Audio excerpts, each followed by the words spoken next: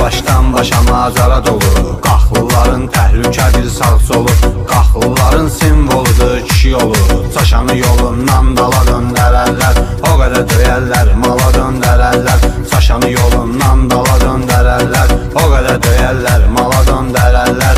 O qədər döyərlər, mala döndərərlər.